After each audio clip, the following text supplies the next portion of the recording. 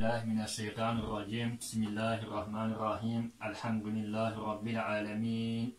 والصلاة والسلام على رسول الله مار مسونيغو سونيكا قمكانو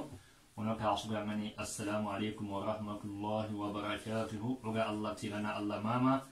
الله تيغان دم بالله أبا نم غسل دم بالله وركا كاغي لنكيل قوكاي قوكا غوري ما شاء الله أغلى ممكن تسمعين معنا يغلين يا كمبرينا لنكيك أغلى منو غيري نكافي لمنو كسمة نكيم مكاليغو باسوغنا إناتني بكارا سوغنا غينا كل باسوغنا كمبريا أكي إيري كاتو يلنكينا لكوني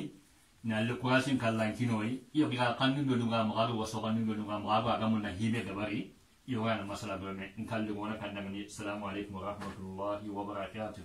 wa alaikum assalam wa rahmatullahi wa barakatuh awa bismillah killengan amma alhamdulillah tige ngalara idin kismaru nyangare alhamdulillah walla nyagana Allah gana barikiro dagari ne Allah gana qole nyangara ne kenna ngam palle sonin kraso nyakalinteni kule munu igara kilebe wutu sonin kraso suguntenga kule munu gara kilebe wutu sonin kraso wa mulla ina kimesera daga gara kilebe tarakwa nan ko inanti sirenga taawunu kagume andal lemu iga taawunu na masala na dinan ko ya na adamare magon ko ya ken hoya ko ana han ko rengal mo silisili ken cabuda odo tanu tunali na le wada nyura nganin cilade a wati nu tadumi Allah ki dai lenkiya antina linin kismar ko ngari Musa Maryam Ilyas Sarata e Aisha ezani wano mashallah masala Allah na barikira da kai nyawani yo ntamunu ole nyakale nyakama mani watu ngarangani Allah ganna kali nyoda kasu ko mantene amin ken cabuda rimana kinga no be wala ngari simbala ko eta dulo ko ko rem maka angara golle benya ka honda ngani wanta do lemu ko banade ona do angara sun kuntu motive ndike golle mo be do wala ngari anna dina no kumbana ko ne lemu ko wanga la khdal ko no ga sira faren siran ko no ya ko mani mena la faren maka faren lemu ni mani wala kuntu ngari lemu ko asuko no do ga sasen ke gado do be kenya hanga surprise ngare ndatu ma yala ndake ka ko lemu ngaba parce que karo hillani angara dina ko lemu nga anga man ni mbeka ko ya ka ba ko yan kan kayde nyamula na toa est-ce que anda osra ro hada mare mako ko bugura ki anda ken ko lemu ko ba alhamdulillah oga Allah tigana Allah mama yo ke kesun wa asrin bose yo ke kundu oga ngangin kare ka gabo oga gabarni ala ina amala be ken dilo ma ha ken ho wa gabo oga ka on especial masone ka kanne bane na le ke fili yoni ya haya ngani ha sere matime ya ko be so ko ndabari fo gado gabari ya ko fan kanna awa haya ni ka kan basri ya ga omo fan kan ni do no basri ma ya ga ando so be de ko inshallah okay inshallah yo amari na talla tondi inshallah watu lirinteni yo amulla kinanya video especial na ko itananti nyagali video ni ke ado so video ngari na ko lemunu ko na ko so ni karasi osna kimesera odo le munan taru na masala no akla la nu ko yeme khaydo kole mashallah ka lemne ngara ni kiten karan kitani no ali école ça bien passé oui ça va allez ensemble c'est très dangereux agalite agara hobeno gubbono di ganni ko nga kanan ko nga o hadis fitanya da halibe do bagari na ke hakla lakita andan tawo andan ben ko am pakla lan ko ya ndina ko yayi c'est très important mashallah ngara ku ngari ganni nga ngara ki ngari lemine nga kundi attends ko basanya na ki nga anda ko basan ku ne yorondi anki lemne bitinan na dur ko khore yorondi kundu me ata anki yana ki yakran kasan dur kunya ne ki mi kunya ga ne yambam po nga sasa besu na ke ngara nga sona nantal lemme nga nyakundu sa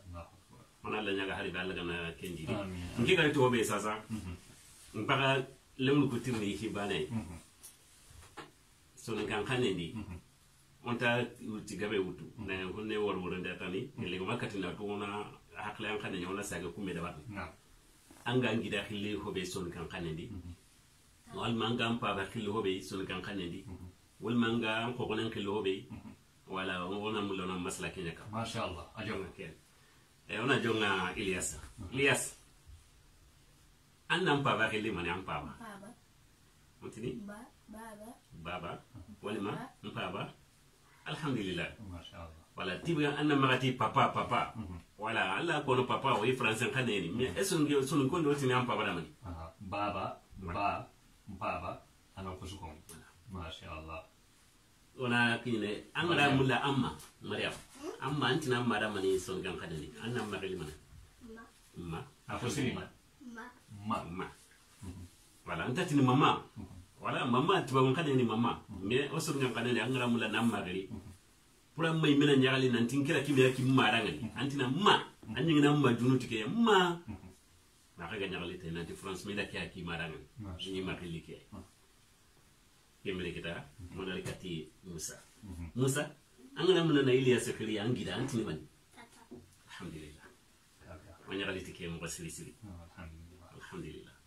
angana mulangida sonu ko angana ngida kilantati musa wo Ilyas no antina tata wala tata Ilyas kya selen mo de sana keke funi ka alhamdulillah awa kya selen saratu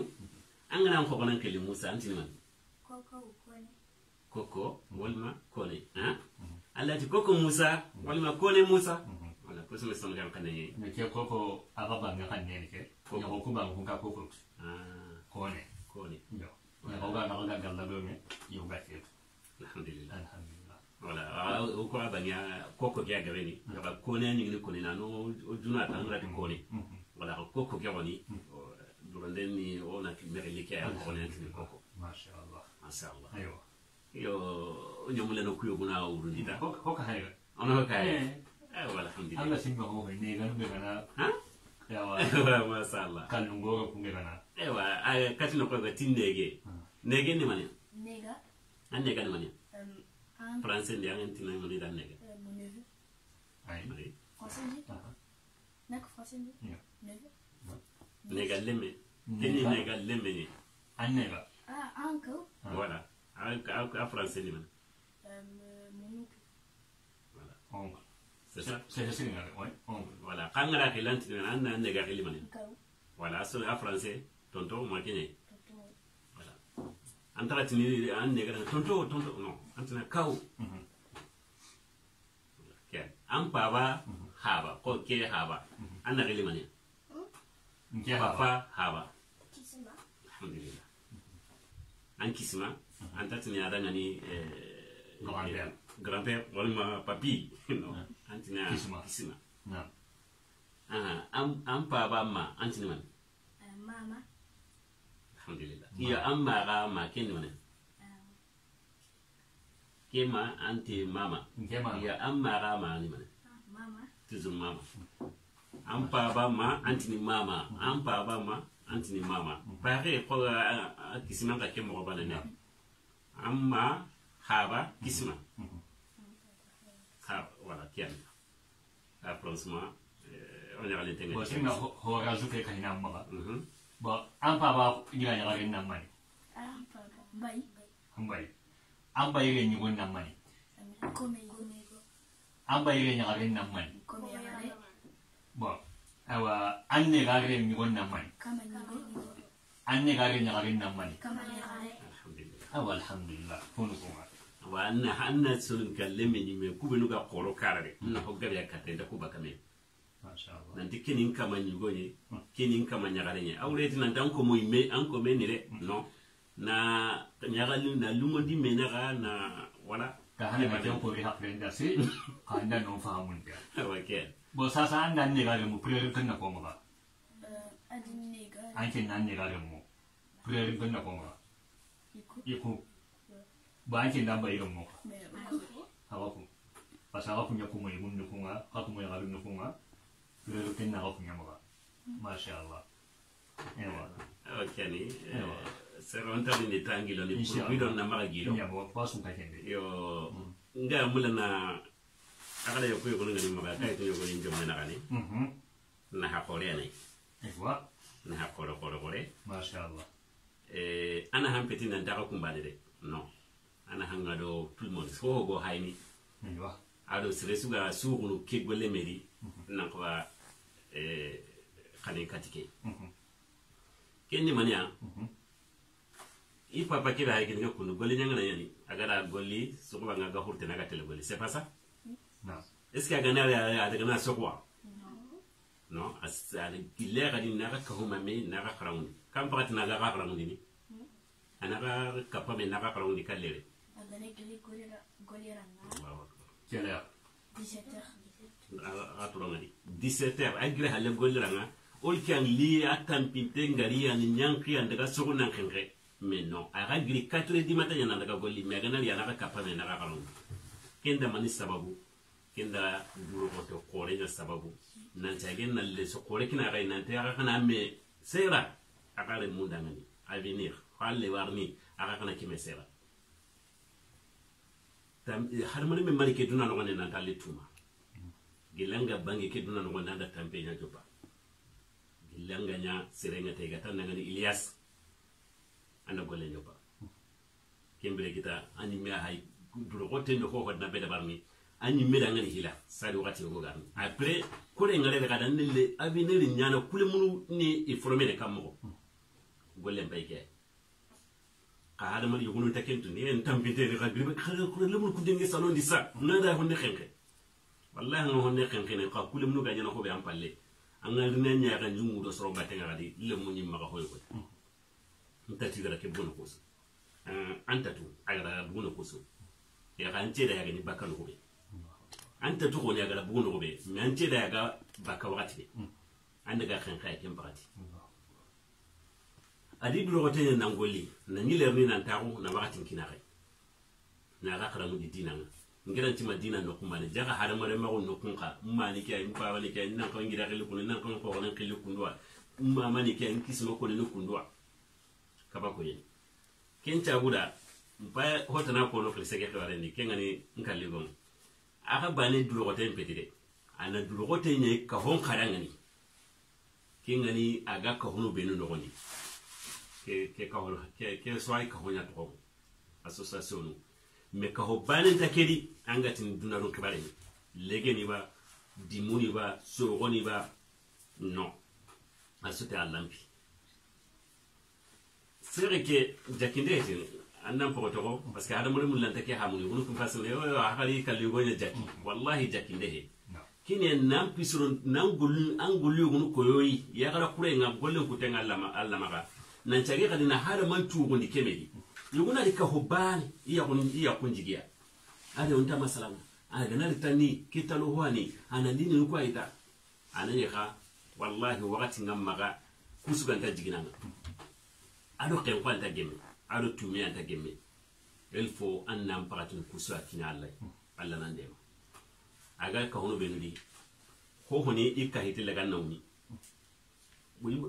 aga haba na kesudiya aga duro gotenga aga na ngani sitenga Allah ranga ni dina ga daga kana mo me amma mu ga rai ko jeji ni koy kan rawum Saratu Mariam Ilyas nkalle goni me simbala ko eta Aisha Musa dere ni me alem pe ni na kengu na jani ko hone kalle mu ni wana hay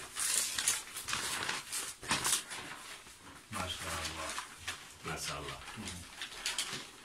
ko ko kamera na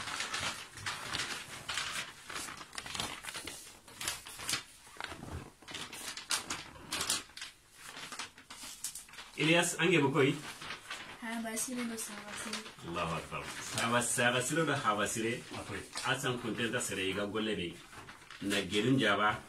na tampinton dema na misiginun dema na wakinto be ni jike ganti dagi ijarana sabasire do habasire awaga haba aduru goton do kore yake ka hono gondi wala nyaga na Allah gana braje fere Mariam akoy Fondation Cheikh Abdoulaye Ba Fondation Cheikh Abdoulaye Ba ala so ngere mo so suni kitina kini mega golli domi kenda koy nanti sere ara haba alo ke ka ho kana domi gi kitina kini mega golli domi na mamu ngara ke su kama na ga karamundi na ga dinan ko yara Musa poto wana maga groupe tawhid alhamdulillah agana tunanti kuka holsu aga habata nyana suyi aga durogote nga kusu kama me kontu kama ama mungu aga durogote be aga dangani ado ka hantu kama mantel na jani halle mutu jani kweta kai ka hobe langue sasa la troke ko ne non côté ma agani language voilà agani tuarumba ne sankinde ne ka hoke no gondere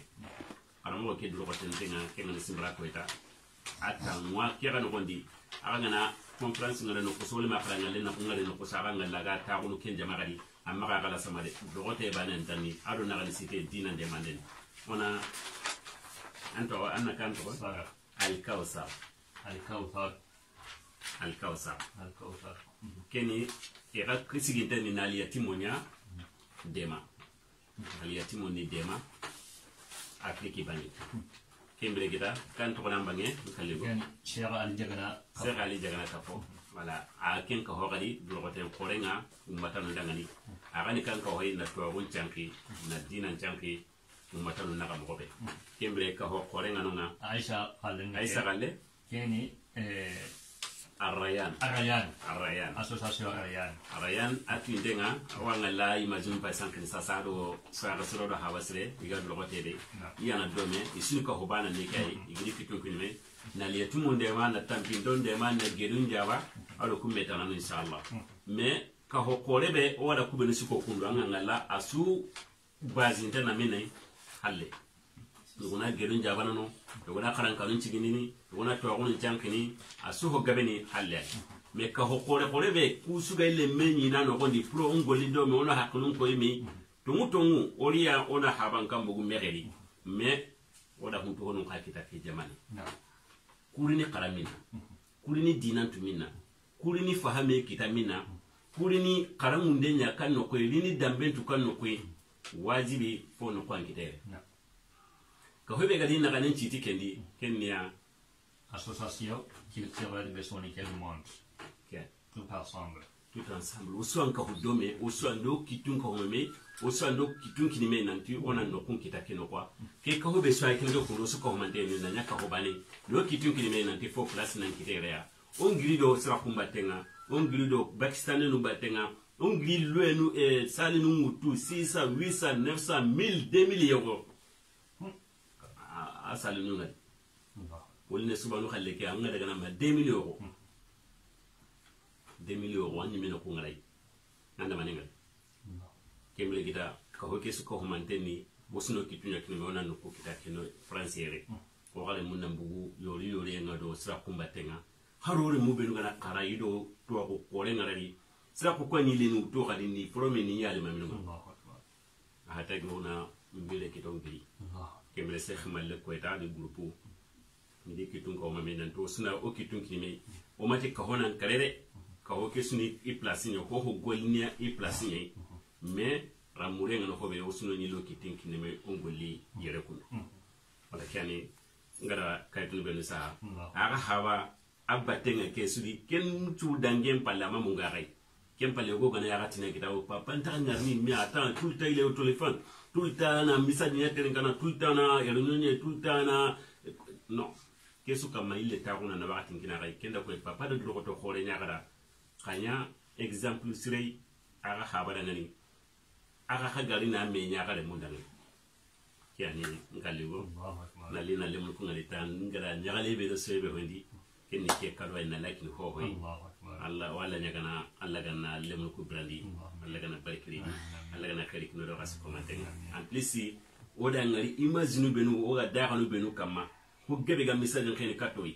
ngala le munda simbara ko itali le mun ko ngari e hasugu e ha karangunde nga sasa kesuwa sahina amme junta tele parce que farente adalu ala alkhairi ka fa'ili angara sire wala golle kama na encourager na awara kana gara golle kitabala anda so ambana barajin ayita ta ho bakka khamso ho ga sugu ke golle medi ngadi le mun nan tawo alo gabe gani voyage nonga amingi mazinga rasini ngara ala ngara ya kinga kasi khasulle mbane ke wala makasuli ngadi le munu ka huma me ko kundu igara hakke be kala har kelen kinga de kriwa imamu ga yako na son ngam kan ke kaso kun ti le mun kula ke son kaso mina kaso qasanne khole annabi yanqe khole jimini hala jimini lagare sabab hana sabab lagare son kaso mina kaso na kaso tenenge tarata araba alkhamisa juma sibiti alhaji alhamdulillah wala ala kumin kaso ko kemena nan daga ni le mun tongo haylenki ila son ngam kaso ku sukono kan nasiro qora gabatir ni nanti ana kaso siki jade atni son kaso ko ditu angala ti son kaso na yo domina kaso aha domani do bana awanye parce que quoi tu ndeni son kaso mina kaso bana kule mna mbuti no hay manati papa ndangani noari lemunu ndangani noari son ko ci dangani wala nyaga na lagana son ka ko ke denge kani na kheri kino la kaso ko mate manati bes noari inshallah awa galligo ona kandangani sokona ba sokona noari amusonga Allah maga nangi ma ke kum dalla ke na lokune ngayre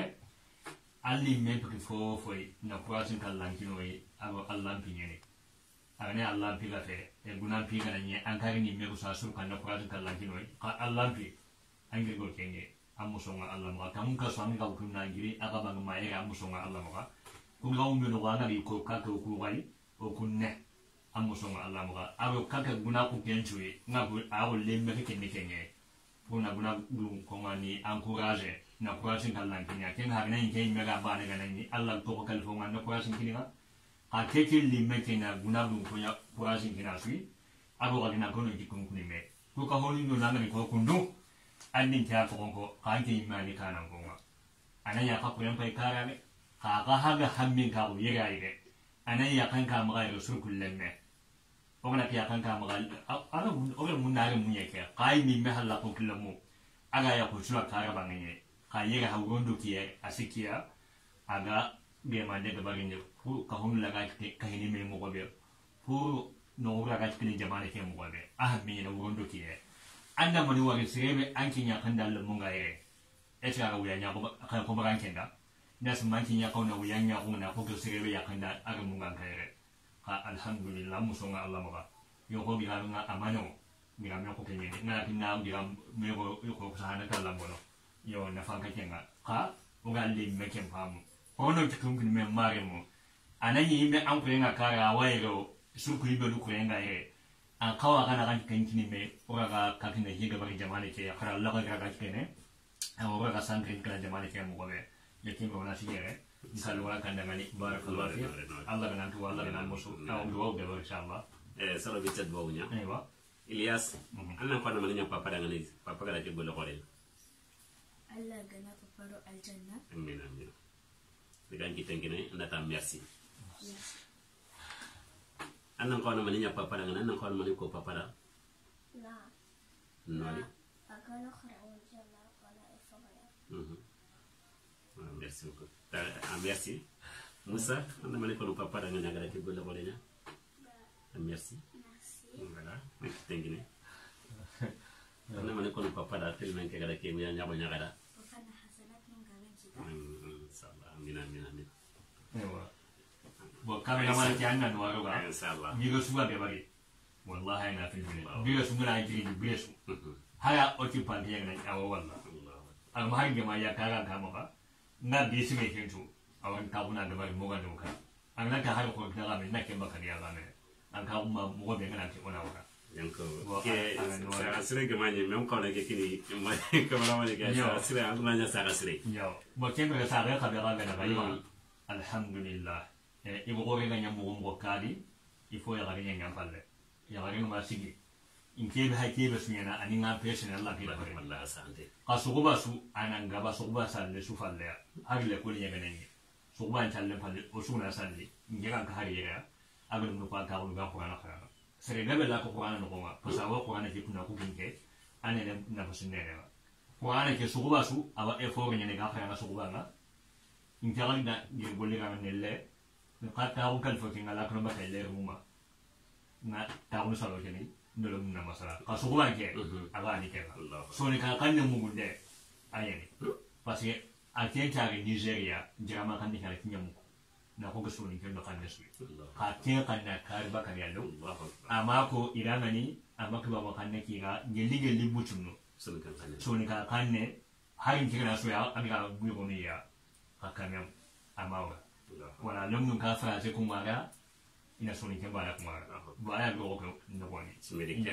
kanyana example sire Allah dunya kama isa alhamdulillah kembele kita ona sida inshallah ona doanya inshallah ربنا آتنا في الدنيا حسنة وفي الآخرة حسنة وقنا عذاب النار amin ربنا هب لنا من أزواجنا وذريتنا قرة أعين واجعلنا للمتقين إماما آمين. سبحان ربك رب العزة عما يصفون والسلام على المرسلين والحمد لله رب العالمين السلام عليكم ورحمة الله وبركاته